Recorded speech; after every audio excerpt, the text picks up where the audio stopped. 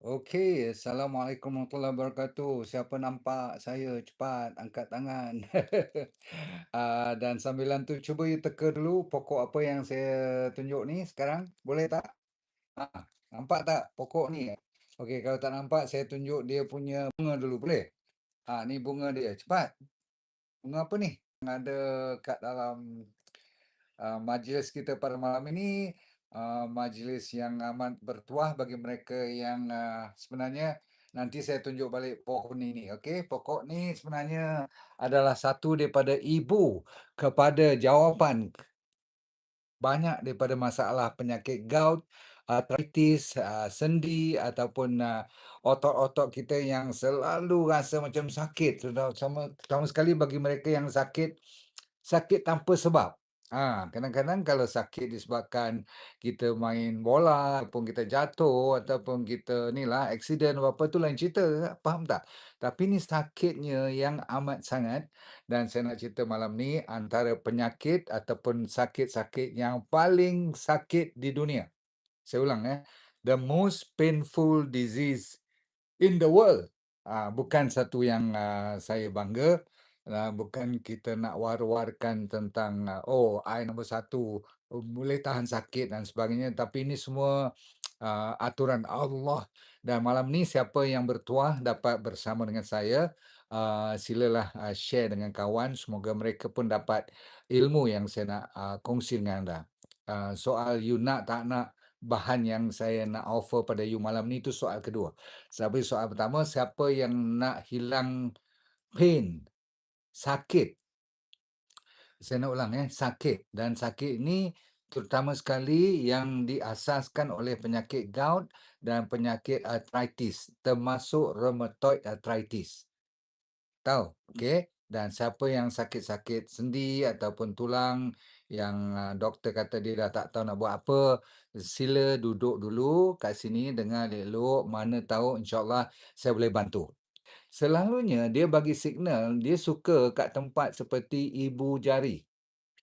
Dalam bahasa sains dia boleh namakan apa, podagra. Podagra ni sampai dia bagi title dalam penyakit gout ni, siapa mula dengan petanda lesen awal, oi, macam kena dapat lesen pula. Dia mula menyala kat situ, siap. Kadang-kadang you tengah tengok TV je, kadang-kadang you tengah baca newspaper, masa tu masih lagi rajin baca newspaper, faham tak? Ni lebih kurang 13 tahun yang lepas tau, dia kena sikit-sikit dulu, tapi sikit-sikit dia pun dah mula bengkak. Saya heran bengkak cuma kat ibu jari, tapi tak boleh pegang dia, tak boleh sentuh dia, macam mana tu? Oh, bila pergi masa tu pergi farmasi cepat-cepat. Saya duduk kat Subang Jaya, saya masih ingat farmasis tu, ada seorang budak tu dia kata, "Abang, abang kena ambil ni gini gini." "Ambillah, ambil." So, adalah nama ubat painkiller, lepas tu satu lagi untuk dia dia pun tak tahu kata gout lagi. Dia ingat cuma sakit bengkak, inflammation biasa je. Saya pun pendekkan cerita, bila hilang sakit, painkiller lah dia bagi, betul tak? Maka, rasa-rasa macam okey, tapi dengan gout ni takat painkiller biasa, takat-takat orang panggil apa, Ponston ke ataupun ambil ni lah, ubat-ubat Voltaren ke apa, dia tak jalan. Saya pun heran, lepas seminggu sebagai doktor, kita kena pergi cari doktor lah kan. Okey, rupa-rupanya lepas seminggu dia reda. Penyakit gout ni dia funny, kadang-kadang dia datang, kadang-kadang dia pergi. So peringkat awal dulu sebulan sekali atau sebulan 2 kali dia attack, okeylah kan, boleh tahan lagi kan. Tapi bila dia datang setiap minggu dan kadang-kadang sekali attack tu sampai 5 6 hari, oh tak tahan bang. Itu baru kat ibu jari. Saya cepatkan cerita, okey. Masa tu saya masih lagi berani buat, ni rawatan sendirilah sebagai doktor, takkanlah kita tak tahu langsung kan, buat juga rawatan. Rupa-rupanya dia boleh naik sampai ke mana? Ke kaki sebelah. Kaki sebelah tak apa juga, dia patah balik ke ibu jari. Dia ni macam orang kata apa, pergi pergi ronggeng ke atau dia pergi apa, karaoke ke, sekejap dia pergi sana, sekejap pergi sini, faham? Dan bengkaknya bila dia datang tu masya-Allah memang tak boleh jalan. I think you all tahu kan? Tak apa, itu tak apa lagi. Lepas tu bila dia main kat jari-jari lain pula, maka dia dekat nak tangkap, lima-lima jari kaki kanan saya ni. Dia fokus kepada ibu jari dan jari ketiga je, cukup. Oh, dia ni nak bagi tahu kat you all, bila dia datang tu memang you tak boleh tidur, kalau lagi tak ada painkiller, memang you tak boleh jalan dan ramai orang kena injection pun, pergi hospital, dia inject dulu, barulah kekuatan painkiller tu boleh lawan dengan gout ni. Bayangkan, kalau ubat painkiller, non-steroidal anti-inflammatory drug, NSAID tu saja tak boleh baik, yang ada steroid semua tu kan, jadi kena injection. You bayangkanlah sakit macam mana, tak apa. Bila orang kata, sakit gout ni adalah sakit yang paling tersakit di dunia, saya tak faham. Saya ingatkan, alah, siapa yang sakit mesti dia kata dia yang sakit, betul tak? Tapi bila dibuat kajian demi kajian, saya tengok, Masya Allah, still number one sakitnya. Mana saya tahu, rupanya saya sendiri melaluinya bila naik ke lutut, memang dah tak boleh semayang. Maksudnya tak boleh semayang duduk, tak boleh berlutut, dan lebih daripada 3 tahun dia naik tophi. Tahu tophi tak? Dan siapa yang tengok gambar video saya upload semalam dengan hari ni tu, kan you nampak tak kaki saya dah mula bengkak, lepas tu dia timbul macam ketul-ketul. Tahu? Tophi. Macam macam tumor pula kan. Tapi kita dah tahu masa tu kena pergi jumpa rheumatologist, kena jumpa pakar dalam dalam gout ni kan. So saya pergilah jumpa. Masa saya pergi jumpa tu baru saya tahu rupanya punya ramai orang ada masalah sendi, tak semestinya gout saja, arthritis, rheumatoid arthritis, sakit-sakit ni lah, spondylosis dan sebagainya ni, masya-Allah. Dia orang tu, dengan sarafnya tersepit, ototnya jadi keras, Allahu Akbar. Beratur you nak jumpa doktor ni. Doktor ni nak tengok saya macam kalau boleh 5 minit je. Sebab apa? Ada lagi berpuluh-puluh orang tunggu dia. Punya ramai. Jadi tuan-tuan sekalian, ada lagi tak yang you tahu siapa yang tengah sakit ni, jangan kata kat dia malu nak keluar cerita supaya jangan sengsara seorang-seorang. Sebab malam ni saya nak bagi harapan dan, insya-Allah ada bantuan yang lebih, orang kata apa, mujarab daripada yang lepas-lepas. Saya kan dah 13 tahun, jadi masuk tahun ke-5, ke-6 dah naik tophi dan sebagainya, doktor dah bagi allopurinol, suruh makan sampai mati. Maksudnya makan selagi tak baik. Kau takat allopurinol you ingat boleh baik ke? Sebab apa? Kalau cuma disebabkan you suka makan daging, orang selalu tuduh, apa ni, makan daging, makan, seafood, yes, ataupun makan makanan-makanan yang organ food, meat, dalaman organ binatang kan yang kita makan tu kan. Selalu orang salahkan itu. Saya cuma kena belacan je, dah memang menyala balik. So, lambat laun you yang sakit gout ni, you akan tahu sendiri, you sakit dan, allergic kepada yang mana satu. Tak semestinya saya, tak boleh makan belacan, you tak boleh makan belacan. Setengah orang boleh makan daging, tapi dia tak boleh makan udang. Faham tak? Ini lain orang, lain dia punya apa, kesan sampingan yang dahsyat-dahsyat ni. Jadi, saya fikir-fikirkan balik, saya dah, boleh kontrol tak makan daging, no problem. Tapi sakit juga. Lepas tu saya buat apa? Saya tukar, saya buat keto diet. Pernah dengar keto diet tak? Keto diet ni kurangkan, gula semua, tak ada karbohidrat semua, tinggikan, benda-benda berdaging lah pula. Sebab ada pula kajian mengatakan, bukan disebabkan daging saja yang menyebabkan, you kena gout ataupun orang yang kena arthritis ni, faham tak? Tetapi dia kata disebabkan oleh gula. Betul pula tu, gula ataupun yang lebih tepat ialah fructose. Tahu fructose? Fructose ni selalunya, buah-buahan yang manis-manis. Saya kan bila bila tukar diet dulu daripada ni lah, diet biasa kepada whole food plant based, memang saya banyak makan buah-buahan. Termasuk, jus, saya banyak buat jus dahulu. Mungkin, kata doktor tu, "You banyak sangat minum jus, boleh kena ni."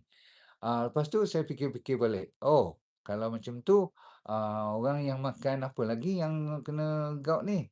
Oh, tengok-tengok rupanya siapa yang suka makan makanan yang proses. Berarti dalam proses food, dia selalunya ada sweeten ataupun artificial sweetener. Tahu? Pemanis tiruan seperti apa, maltodextrin, aspartame dan, lain pada tu banyak sangat bahan-bahan yang toksik seperti pengawet, pewarna, penyedap.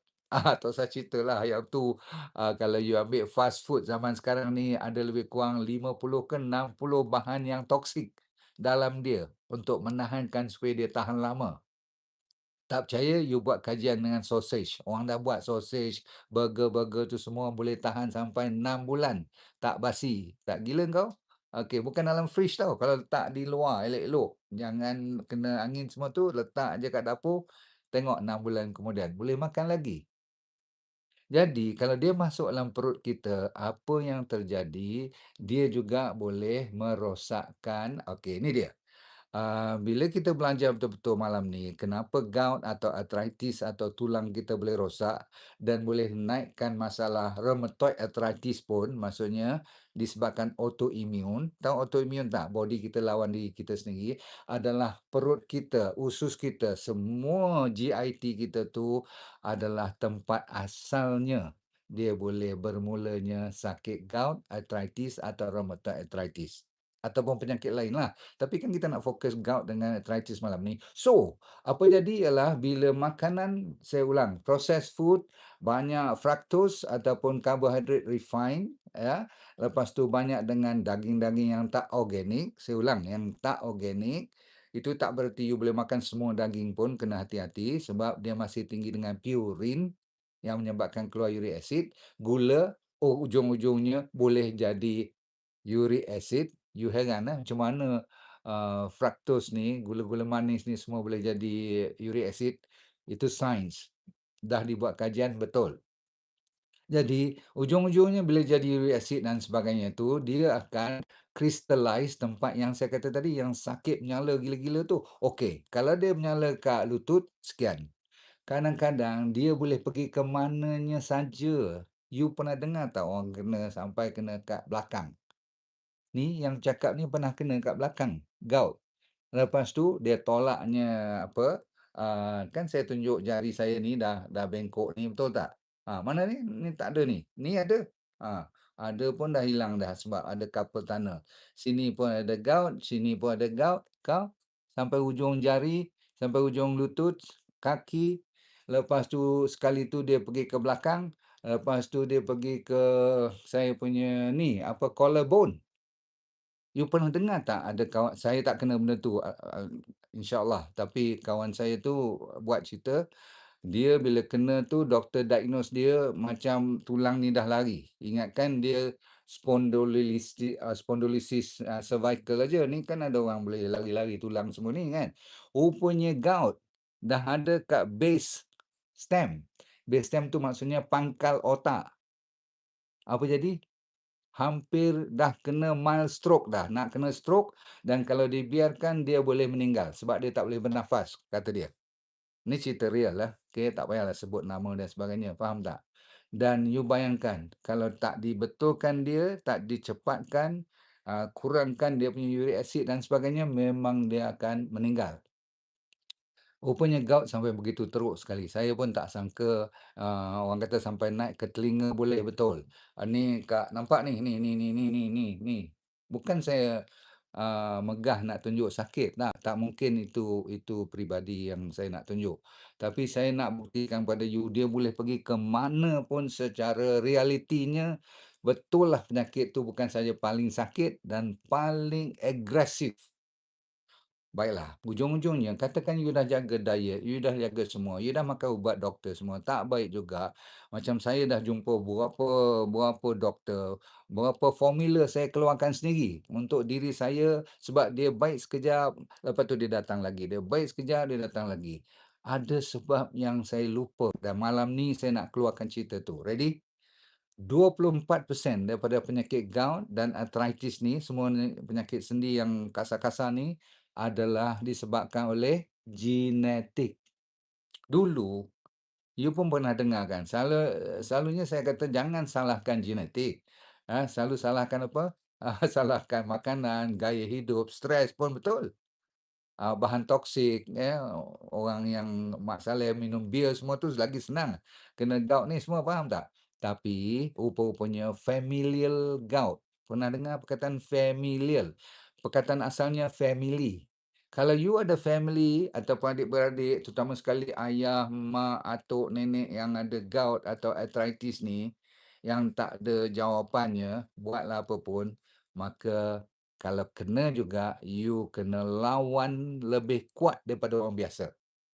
Berarti sebab itulah lepas saya buat operation 2 tahun lepas, saya buat operation belakang, masuk skru semua, alhamdulillah dah lega. Lepas tu sebelum tu saya dimasukkan ke hospital disebabkan oleh radangan. Sebab gout ataupun arthritis ni semua ni, dia asal usulnya adalah disebabkan oleh tadi pemakanan, gout pula apa, gut, GUT. Lepas tu dia boleh menyebabkan radangan, inflamasi kat joint, bengkak, merah, sakit, tak boleh jalan, kena pakai wheelchair, kena injection. Dan saya satu ketika sebelum tahun lepas tu, lebih kurang tahun 23 kot, 2023 tak salah saya dimasukkan ke dalam hospital. Sebab selepas saya punya operation buang keluar gout saya, ini salah satu lagi nasihat saya, jangan operate gout sewenang-wenangnya. Sebab bila dia datang balik, dia attack balik, dia macam marah, satu badan you akan jadi lingkup. Saya hampir 2 bulan tak boleh makan apa, tak lalu. Saya kena drip hampir 2 minggu untuk kembalikan apa orang panggil hidup saya ni lah. Dah kira nak pergi dah masa tu. Jadi tuan-puan sekalian, cukup dulu saya cerita background saya, setakat, mencari ubat-ubatan tu dah orang kata apa, tak larat dah. Tapi saya tak pernah berputus asa, sebab itulah mungkin ada hikmahnya Tuhan bagi kita bertemu malam ni. Maka saya mencari-cari, dia kata mesti ada cara lain. Lepas tu bila saya tengok-tengok ada seorang profesor ni, ni saya nak cerita. Formula malam ni sebenarnya, dibantu ataupun diformulatekan oleh seorang profesor, namanya Profesor Fazila. You boleh check dia punya background, orangnya amat terkenal di Universiti, Malaysia Terengganu, ya. Jadi saya banyak bekerjasama dengan beliau, beliau lah tunjuk ajar semua tu, jadi pokok-pokok semua ni dia yang ajar dan formula tu saya suruh dia jaga. Sebab saya kata saya pening kepala nak tengok apa, kalau takat nak potong-potong buat teh aja dengan pokok-pokok, apa, ubi-ubi ni atau akar-akar ni, saya pun boleh buat. Tapi saya nak you sebagai pakar, dia ni adalah profesor dalam herbal medicine. Dia punya tesis dia banyak berkisar kepada polyherba. Oh, saya minat sangatlah kalau poli ni maksudnya banyak herba, bukan satu, ya. Dan sebab itulah baru saya tahu kalau saya cuma minum apa, teh daun salam aja tak jadi. Cuma adalah sikit kesan-kesan dia tapi tak ngam. Kalau ambil takat dua, ada yang sesuai, malam ni saya nak bagi 5 bahan yang telah kita kedepankan. Saya mulakan, ni semua adalah kajian yang telah dijalankan dan kajian tu ada dibukukan kat sini. Kalau you nak, tak payahlah kod kan. Biar saya je belajar, you baik cukup, okey? Saya mulakan, okey? Bismillahirrahmanirrahim. Saya mulakan dengan daun salam. Jadi, kita banyak nak jaga apa, tadi saya kata gut, usus, lepas tu sendi-sendi, tapi yang paling menjadi isu ialah buah pinggang.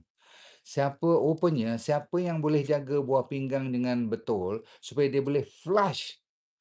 Uric acid tetap akan apa, ada, you pun ada uric acid, dia keluar sendiri dari dalam badan kita pun dia keluar sendiri, diperlukan untuk body kita. Tapi kalau tinggi sangat dan dia tak boleh flush, dia tak boleh, tahu flush kan, tak boleh keluarkan, tak boleh erase dalam hidup you pula, dalam kidney tu, dalam body perlu uric acid, tapi kalau lebih saya kata apa, tak boleh buang.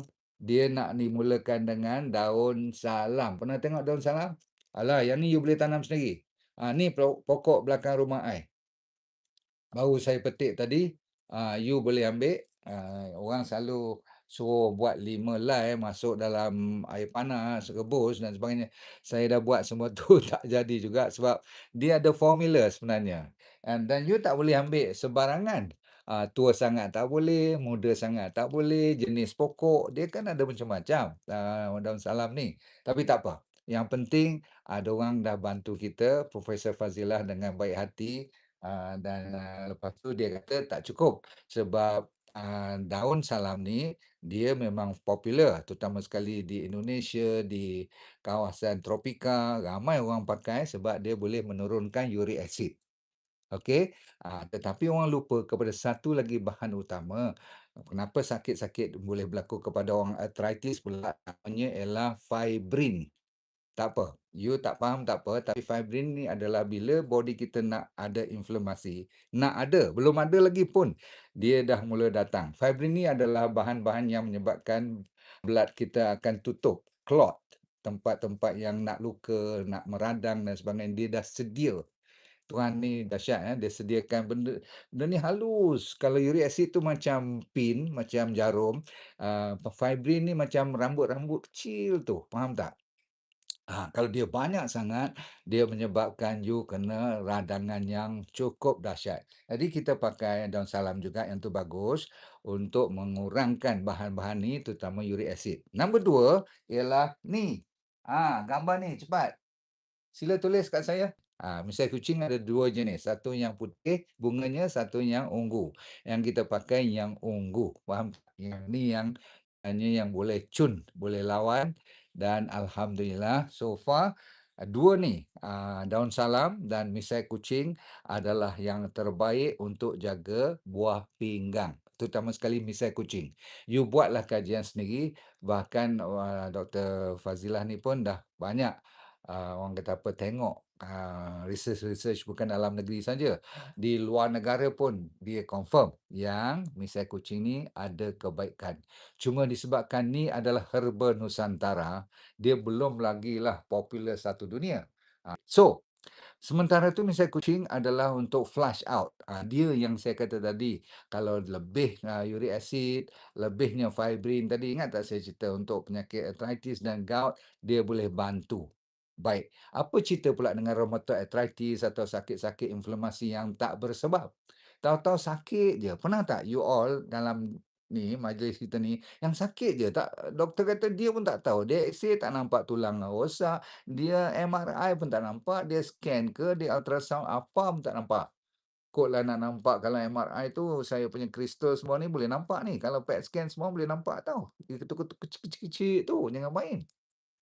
Tapi tak apa, kita bagi you pula namanya temulawak. Okey, tadi bila saya suruh pembantu saya beli, dia beli yang ni dulu. Yang ni adalah kunyit. You jangan iyalah boleh pakai kunyit, tetapi kunyit kena pakai lada hitam lagi, kau faham tak? You pakai ni. Apa ni? Ni apa dia? Cepat. Ni namanya temulawak. Okey, saya cuba patahkan. Saya patahkan 2, nampak tak? Dalam dia kuning dia lain macam. Kalau yang ni, boleh tak patahkan? Yang ni kuningnya lain kan? Dia kuning yang lebih orange. Yang ni kunyit.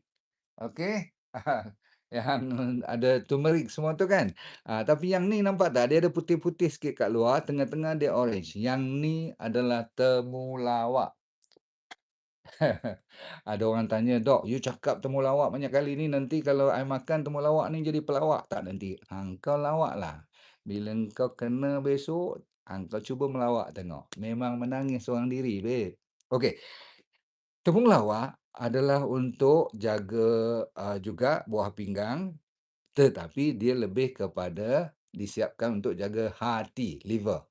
Semua-semua ni ada kaitan dengan bahan toksik, nak buang, nak proses dan sebagainya. Kelang ni 2, kidney dan, hati adalah yang paling mustahak.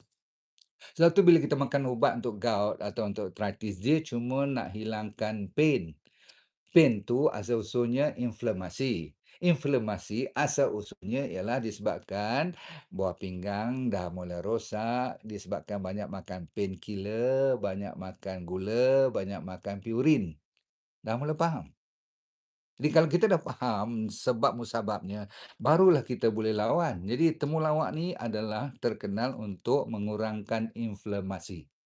Macam omega 3 yang kita buat daripada apa, sachainchi oil tu pun bagus. Tapi kita nak tambah lagi ni dengan temulawak, maka dia akan lebih, bukan setakat renal, buah pinggang tetapi juga hati. Cun tak? Saya memang mencari lama dah, apa bahan yang boleh bantu jaga buah pinggang dan, apa saya kata tadi? Hati. Baik, last sekali, nombor 4 sekarang, kayu manis. Kayu manis ni selalu orang salah. You kalau nak buat sendiri pun, kalau you dah malas sangat nak cari daripada tempat saya ni, you kata you pandai buat sendiri, ambil yang mana satu cepat. Ni, kalau you ambil yang ni daripada mana ni? Ni dipanggil kayu manis daripada Kasia, maksudnya jenis Kasia yang datang daripada Vietnam, China, Indonesia. Tak salah, ada orang pakai ni juga, tapi dia punya keras lain macam berbanding dengan yang ni. Nampak tak? Dia macam cerut. Ada yang tebal sikit, ada yang nipis sikit. Nampak tak? Dia lembut, bulat tu kalau ni boleh dipatah-patahkan. Patah rugilah. Tak apa, saya patahkan. Nampak? Boleh patah-patah macam tu. Nampak? Yang ni yang dipakai, maksudnya dia punya kayu manis yang sesuai. Untuk apa? Untuk lagi sekali lawan inflamasi. Jadi siapa yang boleh jaga buah pinggang, siapa yang boleh jaga usus dengan baik, iaitu daun salam dan misai kucing. Siapa yang boleh jaga inflamasi, iaitu namanya tadi temulawak dengan apa tadi yang last sekali tu kayu manis. Dan ujung-ujung sekali saya kata apa? Mestilah kita jaga semuanya berkisar dalam usus, iaitu bakteria kita. Oh, rupa-rupanya ada. Dan adanya jawapan tu selalunya benda yang kecil-kecil yang you tak perasan pun. Ni selalunya kedai India yang banyak. Yes, jintan manis, bukan jintan putih ya. Dan yang paling penting ialah dos dia. Berapa banyak nak masuk, berapa kering dia, berapa gram dia dan nak jenis yang macam mana. Masya Allah. Yang ni kita kena hormat Profesor Fazilah lah. Sebab dia yang pandai semua-semua ni. Saya bagi idea dan dia dah menyelesaikan isu formula dan isu kita dapat kelulusan daripada KKM. Rupa-rupanya bahan ni dah ada dalam tangan dia dah lama dah. Cuma dia tak tahu macam mana nak sebarkan dan alhamdulillah menjadi rezeki kita. Tetapi saya nak bagi tahu kat you, dia punya orang panggil apa? Ni test sampel dia, tahu tak? Orang panggil apa? Guinea pig lah. Macam orang kata apa, tikus, untuk kita buat apa, ujian. Tikus ujiannya ialah saya. Maksudnya dia dah buat ujian ni, barangan ni, produk ni, formula ni dah ada 10 tahun dulu. Cuma tak dikemaskinikan sekarang, saya nak beritahu kat you, bila saya nak ambil kali ni, saya kata saya tak mau cuma baik sebulan, saya dah nak lancarkan. Secara diam-diam saya dah pakai ni lebih daripada 8 bulan dan bila 8 bulan ke atas nak masuk setahun ni, bila saya rasa dah confident, yakin, baru saya kata, "Okey, kita kelangkan dia, kita buatkan dia." Sebab kalau you nak buat sendiri pun, I dah bagi bahan-bahan, boleh buat sendiri. Tak payah you tengok lagi dah. Tapi beginilah. Kalau semudah tu, dah lama dah sakit saya hilang. Ni semua bukan saya tak pernah dengar, dia punya herba-herba ni, bahkan pernah makan pun dulu. Tapi cara dia, macam orang masak juga kan, kalau salah masak, tak jadi, tak boleh makan, betul tak? Kalau kamu makan juga, kamu boleh muntah nanti, betul tak? Dari segi ni, jangan salah ambil dan jangan salah nak rebus-rebus, nak masak buat sendiri sebab kalau dosnya salah, dia tidak efektif. Kalau dosnya over, dia ada kesan sampingan. Okey.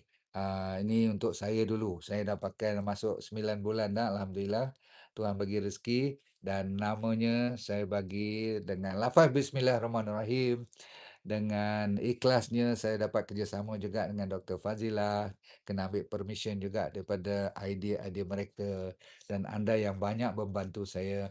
Malam ini bukan nak jual produk, malam ni saya nak jual harapan.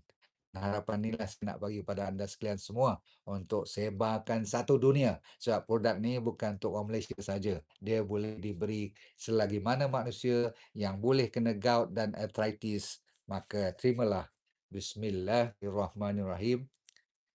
Saya dengan rendah diri dan dengan rasa syukur amat kerana memberi peluang untuk saya dah boleh main golf dan sebagainya. Nama produk itu ialah Surprise Pro. Okey, boleh baca tak? Dia terbalik tu, tapi cuba you baca. Surprise Pro. Okey. Kamera ni terbalik tapi namanya Surprise Pro. Surprez.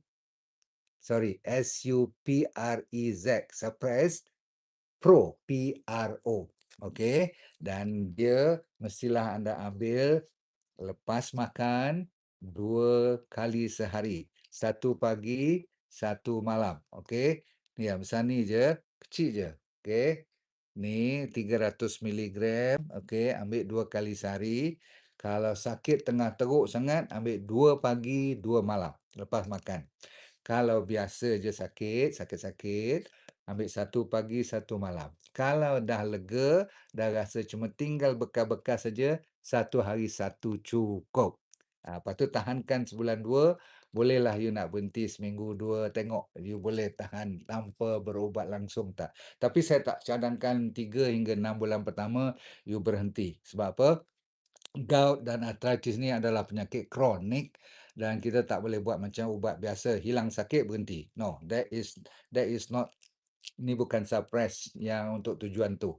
Dia adalah suplemen. Boleh? Cukup dulu Saudara sekalian. Okey, saya doakan semua selamat, sejahtera dan sihat walafiat, dunia bahagia, akhirat syurga dan jangan lupa senyum ya, senyum sokmo dan satu lagi let go and feel good all the time. Assalamualaikum warahmatullahi wabarakatuh. Bye.